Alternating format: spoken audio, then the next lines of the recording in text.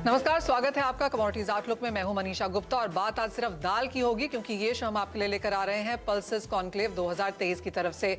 दालों के भावों को अगर देखें तो काफी उठापटक यहां पर देखने को मिली है। विद इन द सेक्टर ही अगर आप देखें तो एक तरफ तुअर के भाव लगातार चढ़ते जा रहे हैं और दूसरी तरफ चना एमएसपी के आसपास भी कारोबार नहीं कर पा रहा। तो क्या है आगे की स्थिति, कैसी रहेगी अवेलेबिलिटी, भाव पर क्या असर पड़ सकता है, इसी पर करेंगे चर्चा। हमारे साथ शो में जुड़े हैं जी चंद्रशेखर जो कि कमोडिटी एक्सपर्ट हैं और सिराज हुसैन जी जो कि एक्स एग्री सेकी भी रह चुके हैं। आप दोनों का कार्यक्रम में स्वागत है और शुरुआत इसी बात से करेंगे कि जिस तरह से एग्रीकल्चर एज अ सेक्टर को हमने देखा है, ऑफ कोर्स आने वाले समय में फेस्टिवल्स हैं, शादियां बरकरार हैं, इलेक्शन का साल है, तो बाजार को ये लगता है कि आगे जाके ज्यादातर एसेंशियल कमोडिटी के जो प्राइसेस हैं वो इन कंट्रोल रहने चाहिए और हमने सरकार की तरफ से ये एक कोशिश भी यहाँ पर बरकरार आते हुए देखी है। सिराज जी, आपसे पहले जानना चाहेंगे, और आज जिस तरह से यहाँ पर फूड सेक्रेटरी की तरफ से बयान भी था कि तुअर के भाव यहाँ पर इन कंट्रोल रहने चाहिए, ट्रेडर्स को कहा गया कि जो भी स्टेप्स वो यहाँ पर लेना चाहते हैं लें, लेकिन इंश्योर करें कि यहाँ पर अवेलेबिलिटी हो और भाव यहाँ पर ना चढ़े। कितनी पॉसिबिलिटी है उसकी, किस तरह का ट्रेड है? देखिए, जो सेकेंड एडवांस एस्टिमेट गवर्नमेंट ने रिलीज किए हैं उनसे तो बहुत अच्छा इंडिकेशन गवर्नमेंट ने दिया है और ऐसा लगता है कि अगर वेदर अब से लेके अप्रैल तक यानी कि रबी की फसलों की हार्वेस्टिंग तक अगर वेदर ख़राब नहीं होता है तो उम्मीद कर सकते हैं कि जो रबी की फसलें हैं उनका अच्छा प्रोडक्शन होगा। जहाँ तक तूर का सवाल है, वो फसल तो आ चुकी है मार्केट में और उसके बारे में गवर्नमेंट के पास जो भी इंफॉर्मेशन हो, ट्रेड अपनी इंफॉर्मेशन के हिसाब से काम करेगी। तो हम कह सकते हैं कि उसमें काफ़ी कोशिश गवर्नमेंट की ये रहेगी कि तूर के भाव भी ना बढ़ें। चंद्रशेखर जी, आप कैसे देखते हैं सरकार की तरफ से जो भी यहाँ पर रवैया रहा है? हमने देखा है कि चाहे वो चीनी है, गेहूं है, दालें हैं, तेल, खाने के तेल हैं, सभी जगह पे समय समय से काफी सारी मूव्स, मेजर्स हमने आते हुए देखे हैं ताकि प्राइसेस यहाँ पर कंट्रोल में रहे हैं। अब जो दालों को लेकर यहाँ पर बयान आया है उसे आप कैसे रीड करेंगे? बिल्कुल, सरकार काफी चिंतित है, वो तो साफ दिख रहा है हमें, मगर ये क्या इतना बड़ा चिंता का विषय है? ये भी एक सवाल है, क्योंकि जितना भाव बढ़ता है उतना किसान को एक अच्छा मूल्य मिलता है, तो ये हमें मानकर चलना पड़ेगा। दूसरा एक है कि इस मार्केट में सिर्फ एक कहावत है, गुजराती में कहते हैं भाव भगवान छे, price is the ultimate reality. तो इस अब अरहर या तुअर, पीजीएनपी का भाव बढ़ते जा रहा है। मैं मानता हूं इसका ये रिफ्लेक्शन, ये तो डिमांड सप्लाई फंडामेंटल का एक रिफ्लेक्शन है। तो मैं ये भी मानता हूं और मैं काफ़ी कई बार लिख भी चुका हूं कि सरकार के जो उत्पादन के आंकड़े हैं मैं उससे सहमत नहीं हूं, वो ज़रा स्लाइटली एग्जैजरेटेड नंबर्स है। आप खरीफ फसल देख लीजिए या रबी फसल देख लीजिए, नंबर वन। नंबर टू, मैं लगभग सितंबर फर्स्ट वीक में ही लिखा था, जब सरकार के फर्स्ट एस्टिमेट आए थे 22-23 का, एंड ऑफ सितंबर, फर्स्ट वीक ऑफ सितंबर, मैंने बताया था कि 85 लाख टन का ही उत्पादन होगा। और हर एक दाल में मैंने जो एस्टिमेट 20 दिन पहले दिया था, तो सरकार के आंकड़े were very very close. This is number one. दूसरा, हमारा देश में कोई डिमांड का एस्टिमेशन बहुत मुश्किल है, डिमांड एस्टिमेशन करना। और तीसरा है, मैं इसे कहता हूँ सॉफ्ट इंफ्रास्ट्रक्चर। हमारा देश में सॉलिड इंफ्रास्ट्रक्चर पे काम बहुत चल रहा है, एयरपोर्ट, सी पोर्ट, फ्लाईओवर, वो सब चल रहा है। सॉफ्ट इंफ्रास्ट्रक्चर क्या होता है? Data capture, data analysis and data dissemination, ये जरा कमजोर है, तो इसे मजबूत बनाना है हमें। जब तक सरकार का पास डेटा नहीं होता है तो उनके जो इंटरवेंशन होते हैं वो डेटा ड्रिवन नहीं होते हैं। सिर्फ they look at the price, फिर बता देते हैं कि हम ऐसे पॉलिसी इंटरवेंशन कर रहे हैं।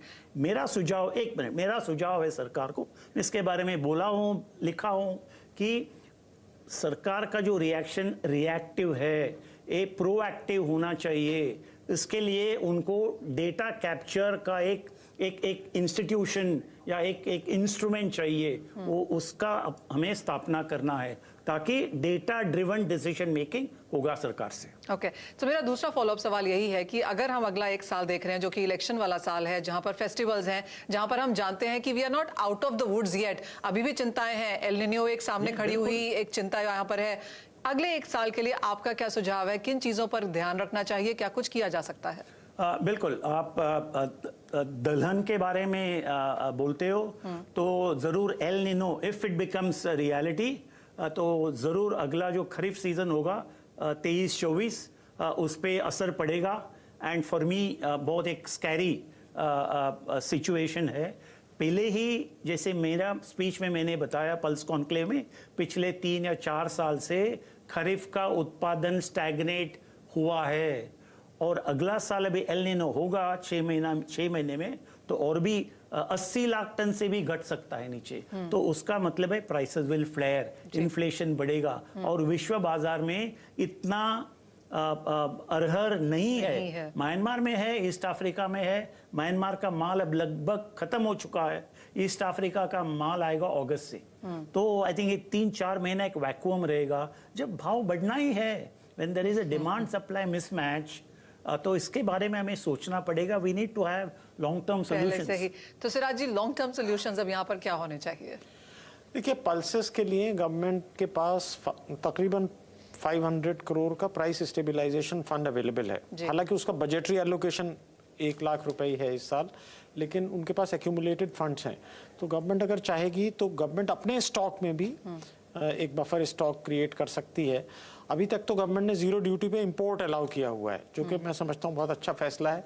मैं समझता हूँ कि अभी एल नीनो के बारे में कोई प्रेडिक्शन करना प्रीमेच्योर होगा और अगर रबी की क्रॉप अच्छी रहती है तो अगले साल में हम फूड इन्फ्लेशन बहुत हाई नहीं देखते हैं। खासतौर से एडिबल ऑयल्स में ये उम्मीद की जा सकती है कि प्राइसेस मॉडरेट रहेंगे। अगर वीट की क्रॉप ठीक आती है तो वीट में भी पिछले साल में बहुत हाई इन्फ्लेशन हुआ है, वो इन्फ्लेशन भी कंट्रोल में रहने की उम्मीद है। तो कुल मिला के मुझे लगता है कि फूड इन्फ्लेशन इलेक्शन से 1 साल पहले के साल में ठीक ही रहने की उम्मीद है। आप कुछ ऐड करना चाहते हैं? जरूर। गेहूं को लेकर के मुझे बहुत चिंता है। मैं on A daily basis temperature track करता हूं एवरी डे और 1 फरवरी से लेकर के 15 दिन 16 दिन हो गया, एवरी डे एवरेज टेम्परेचर बढ़ते जा रहा है, खास करके नॉर्थ इंडिया में।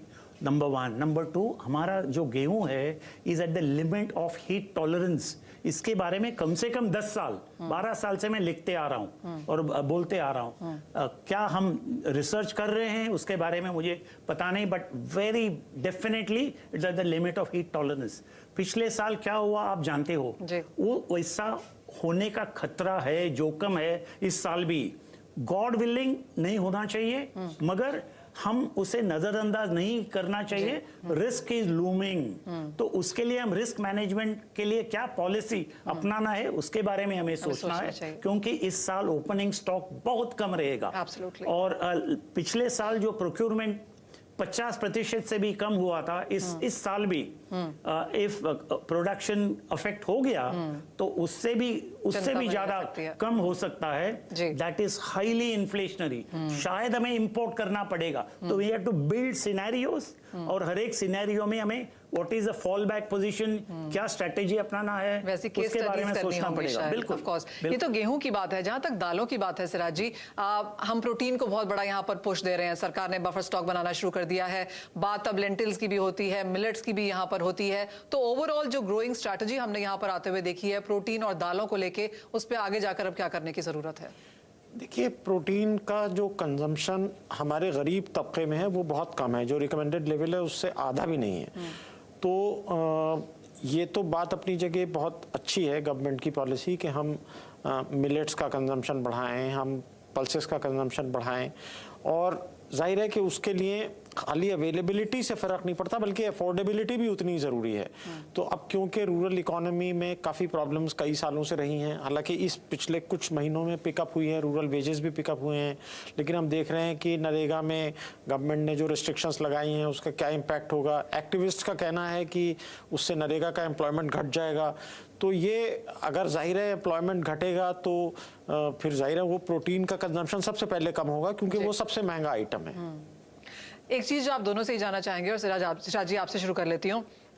जहां तक दालों की बात है, जिस तरह की उठापटक हमने यहाँ पर आते हुए देखी है, एंड द फैक्ट कि आत्मनिर्भरता की बात यहाँ पर की गई, दालों का प्रोडक्शन भी यहाँ पर बढ़ा है, लेकिन जिस तरह से हमने कॉस्ट ऑफ प्रोडक्शन बढ़ते हुए देखी, चाहे वो फ्रेट है, फर्टिलाइजर है, किसान की तरफ से भी जो यहाँ पर बीज है, उत्पादन है, सभी में हमने बढ़त आते हुए देखी है एंड अकॉर्डिंगली एमएसपी में भी बढ़त आते हुए देखी है।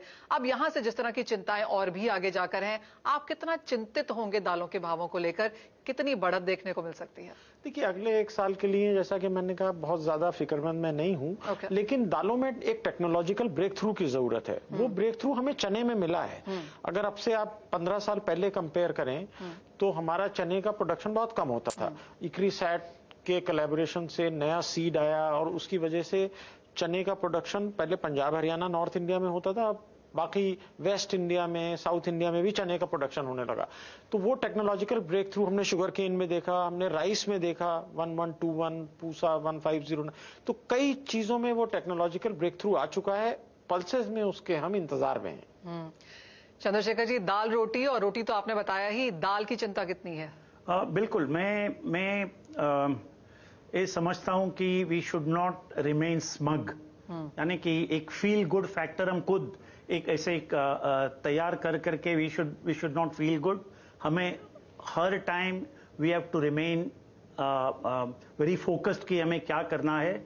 मैं देख रहा हूं आगे जाकर के 3, 4, 5 साल 2030 तक ये जो जमीन लैंड अवेलेबिलिटी फॉर पल्सेस काफी स्टैग्नेट हो जाएगा। अभी हो चुका है, खास करके खरीफ सीजन में, और ज्यादा जमीन नहीं मिलेगा, क्रॉप कंपटीशन होगा।